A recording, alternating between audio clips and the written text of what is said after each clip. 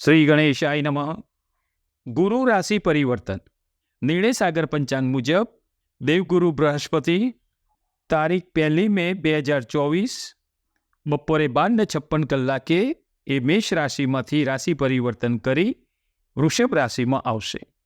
મેષ રાશિ અગ્નિ તત્વની રાશિ છે અને ગુરુની મિત્ર રાશિ છે.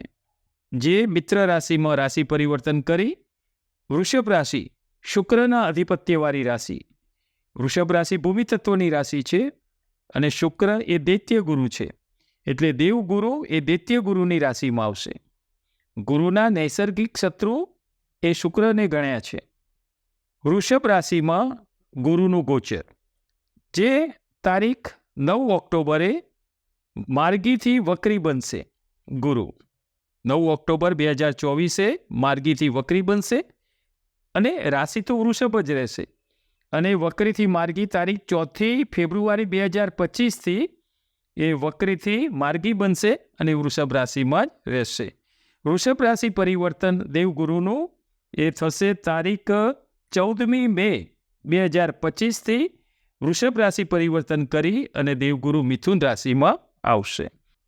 ગુરુની દ્રષ્ટિ 5મા સ્થાને, 7મા સ્થાને અને 9મા સ્થાને હોય છે. ગુરુની દ્રષ્ટિ શુભ ગણી છે. દેવગુરુ સ્થાનથી હાનિ કરે છે પણ દ્રષ્ટિથી શુભ ફળ આપનારા બને છે. ગુરુ વગર વિદ્યા પ્રાપ્ત થાય નહીં. ગુરુ વિદ્યા પ્રાપ્તિના કારક છે. સાથે સાથે ધર્મ કાર્ય, ધાર્મિક કાર્યો, સુખ સમૃદ્ધિ અને આર્થિક રીતે સુખાકારી, વિવાહિત જીવન તેમજ સંતાન તેમજ માન સન્માનનો પ્રભાવ કરતા ગુરુને કહ્યા છે. આ વસ્તુ ઉપર એમનો પ્રભાવ રહેલો છે. ગુરુને માર્ગદર્શન કારક પણ કીધા છે. કોઈ પણ માર્ગદર્શન ગુરુથી મળે. દિશા સૂચક, કોઈ સાચી દિશા ગુરુ જ્ઞાનથી પ્રાપ્ત થાય. માર્ગદર્શન કરતા, દિશા સૂચક કરતા. આમ દેવગુરુ બૃહસ્પતિ જે ભાવમાં હોય છે એ ભાવમાં ભાવનાશ કરતા ગણ્યા છે. જે સ્થાનમાં હોય ને એ સ્થાનની હાનિ કરે છે. પણ આપણે કહ્યું એમ દ્રષ્ટિથી તેમનું સુખ વધારે મળે છે. ગુરુની દ્રષ્ટિ શુભ ગણાય છે. અહીં વૃષભ રાશિમાંનું ગુરુનું 1 વર્ષનું આ ગોચર એ કૃતિકા નક્ષત્ર, રોહિણી નક્ષત્ર અને મૃગશીર્ષ નક્ષત્રથી આ ગોચર છે. જે ક્રમશઃ સૂર્ય, ચંદ્ર અને મંગળના નક્ષત્ર છે. કૃતિકા નક્ષત્રમાં 2જું ચરણ, 3જું અને 4થા ચરણથી, રોહિણી નક્ષત્રમાં 4 ચરણ, 1, 2, 3, 4 અને મૃગશીર્ષ નક્ષત્રનું 1 અને 2 ચરણ સુધી આ ગુરુનું ગોચર રહેશે. આ સૂર્ય, ચંદ્ર અને મંગળના મિત્ર નક્ષત્રમાં થતું આ ગોચર ખૂબ સારું ફળ આપનારું રહેશે. આ શુભ પ્રભાવ, આનાથી પ્રભાવ સારો પડશે, શુભ પ્રભાવ રહેશે એના ઉપર. દેવગુરુ મકર રાશિમાં નીચેના ગણ્યા છે. તેમજ ધન રાશિ અને મીન રાશિમાં ગુરુનું અધિપત્ય છે. એટલે ધન રાશિના સ્વામી ગુરુ છે અને મીન રાશિના સ્વામી પણ ગુરુ છે. આમ ગુરુ એ એનું ભાવ, ગુરુના 4 ભાવ શુભ તત્વવાળા ગણ્યા છે. દેહ સ્થાનમાં, પહેલા દેહ સ્થાનમાં શુભ તત્વ છે, બીજું ધન અને કુટુંબ સ્થાનમાં, 5મું વિદ્યા અને સંતાન સ્થાનમાં અને 9મું ભાગ્ય સ્થાનમાં આ ગુરુનું એ શુભ તત્વ ગણાય છે. 1/5/2024 વૃષભ રાશિમાં થતું આ રાશિ પરિવર્તન મેષ રાશિથી મીન રાશિ માટે કેવું રહેશે, કેવું ફળ આપનારું રહેશે તે વિશેની આપણે માહિતી અહીંયા જાણીશું. અહીંયા તમારે તમારી રાશિ મુજબ તેમજ તમારી જન્મકુંડળીમાં કયું લગ્ન છે તે પણ તમારે જોવાનું રહેશે. દાખલા તરીકે તમારી રાશિ મેષ છે અને જન્મકુંડળીમાં તમારું લગ્ન તુલાનું છે, તો બંનેનું તમારે સાંભળવાનું. મેષનું પણ સાંભળવાનું અને તુલાનું પણ સાંભળવાનું. એમાં એકમાં સારું ફળ આપનારા હોય અને બીજામાં મધ્યમ ફળ ગણ્યું હોય તો આ બંનેનું સારાંશ જોઈને મધ્યમ રહેશે. બીજું, બંનેમાં સારું ફળ હશે તો બંને રાશિ અને લગ્નમાં બંનેમાં સારું ફળ તમને હશે એમાં, તો આ સમય તમારા માટે ખૂબ જ ઉત્તમ ગણાશે. અહીં તમારી જન્મકુંડળીના ગ્રહોની અસર તેમજ તમારી જે રાશિમાં મહાદશા ચાલતી હોય એ પણ તમારે ધ્યાનમાં રાખવાની રહેશે.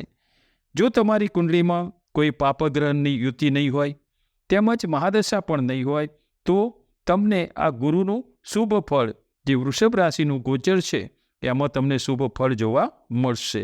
આમ ગુરુનું વૃષભ રાશિમાં થતું આ રાશિ પરિવર્તન એનું શુભ ફળ કેવી રીતે આપનારા થાય છે એના વિશે આપણે મેષ રાશિથી મીન રાશિ સુધીનું આપણે જોઈશું. મકર રાશિ, અક્ષર ખજ. તારીખ 1 મે 2024થી વૃષભ રાશિમાં થતું શુક્રનું ગોચર એ તમારી રાશિથી 5મા સ્થાનેથી થાય છે. તમારી મકર રાશિ એ ચર રાશિ છે અને પૃથ્વી તત્વની રાશિ છે, માટે આ ગોચર તમને સારું લાભ કરતા બની રહેશે. અહીંયા સૌ પ્રથમ જોઈએ તો તમારી રાશિથી 5મા સ્થાનેથી થતું આ ગોચર 5મું સ્થાન છે વિદ્યા અને સંતાનનું સ્થાન. અહીં તમને તમારા સંતાનથી સારું સુખ મળે, સંતાનનો પ્રોગ્રેસ જોઈ અને તમને આનંદ અનુભવો. તમે વિદ્યાર્થીઓ માટે પણ, જે ભણતા વિદ્યાર્થીઓ હોય ને એમને માટે પણ આ એક વર્ષ એટલે કે ક્યાં સુધી, તારીખ 14મી મે 2025 સુધીનો આ સમય ખૂબ જ સારો જોવાય. અહીંયા તમે ભણવા માટે આ સમય તમને સારો એવો પોઝિટિવ બની રહે. તમે અહીંયા તારી સફળતા જે તમે એચીવ કરવાનું ધાર્યું હોય કે મારે આ લક્ષ્યાંક પ્રાપ્ત કરવો છે, એ તમે અહીંયા પાછું તમારો સ્વભાવ પણ, આગળ આપણે કહ્યું ને મકર રાશિનું વ્યક્તિત્વ કેવું હોય, તમારું જિદ્દી અને મહત્વાકાંક્ષી સ્વભાવ છે. એટલે તમે હંમેશા ટોપ ઉપરનું વિચારો છો, બહુ ઉપરની વસ્તુ. એ તમે તમારા આ સ્વભાવના લીધે તમે સારી મહેનત કરી અને એનું ફળ અહીંયા તમે પ્રાપ્ત કરી શકો. એમાં ગુરુ કૃપા પણ બની રહે.